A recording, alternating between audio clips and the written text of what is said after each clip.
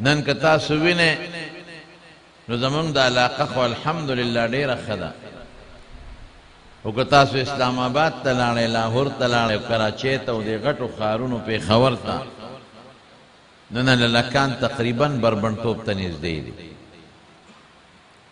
جنکۍ بربنډتوب ته نږدې دي، بورقې جنکو غورځولې دي، لوپټې جنکو غورځولې دي. پخوا به جنکۍ ته بیا هم بورقه به یې غورځوله، ګناه به وه، خو چادرګي کې به ګرځېده، اوس یې څادرونه مه غورځول. اوس جنکو پرتوګونه لرې کړل، پتلونه چي، او اوس جنکو کمیسونه هم لرې کړي دي، تنګ کمیسونه اچوي، تنګې پاجامې اچوي، په بنینونو کې ګرځي.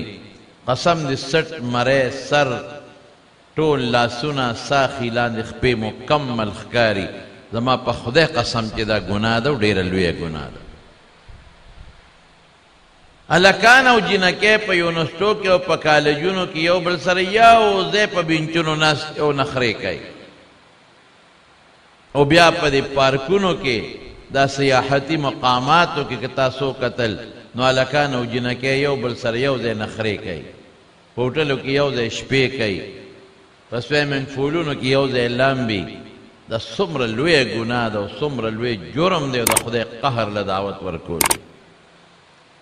رسول الله صلی الله علیه وسلم 1400 کاله مخکې فرمایلی دي چې داسې زمانه به راشي چې زنانو به لباس اچولي، بربنډې به کاسیاتن جامې به اغوستي، عاریات او بربنډې به.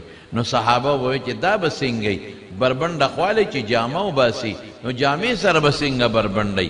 نو پته اوس ولګېده چې زمونږ جنکو جامې اچولي دي او بربنډې دي، یا خو هغه نری لباس اچوي چې د هغې نه وجود دننه ښکاري، او یې ځان له جامې پتلونونه شلولي نو دننه یې سرمنې ښکاري. دا نوی فیشن دی، پتلونه یې لاندې شلولي، ځای په ځای پکې کټینګونه کړي چې دننه سرمنې پکې ښکاره شي. الله اکبر!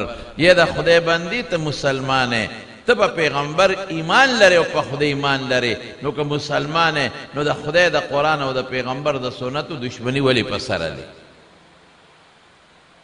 او داسې جامې لوپټې نشته، بربنډه شوه، سټ ښکاري بربنډ ښکاري بربنډه شوه، لاندې لیچې ښکاري کټ آستین والی کمیس چې کمیسونو سره د هغې لستوڼې نشته، ټولې مټې ښکاري، پنسي اوچتې دي، لاندې ټولې ګیټې ښکاري، کمیسونه او پرتوګونه ټیټ تندامونه پکې ښکاري، کمیسونه اوچت دي، ټولې خېټې او ساخي پکې ښکاري.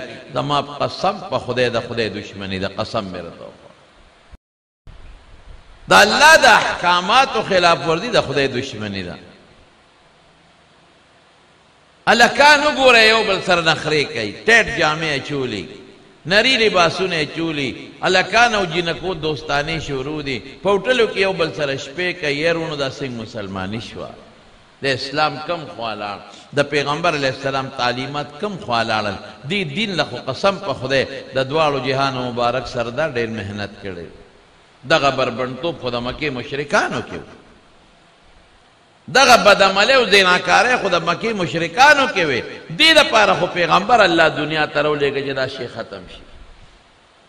څومره محنت حضور پاک وکړه، صرف د خولې مسلماني او د خدای احکاماتو پورې ملنډې او ټوقې کول چې څوک د خدای احکاماتو پورې ټوقې کوي، د مارونو اسلام به د کمې پاتې شي. الله په خپل ډېر خلق پردې پورې نن جنکۍ ټوقې کوي او خنداګانې کوي. وایي دا پرده په کم کتاب کې ده؟ پرده د خدای په کتاب کې او د قرآن کې ده. الله په خپله فرمایي حضور پاک مبارک ته، یا ایها النبی قل لازواجک و بناتک و نساء المؤمنین یدنین علیهن من جلابیبهن. اے پیغمبره د خپلو بیبیانو ته ووایه، لونو ته دې ووایه، د مسلمانانو ښځو ته ووایه چې په ځان بورقې او څادرونه راواچي.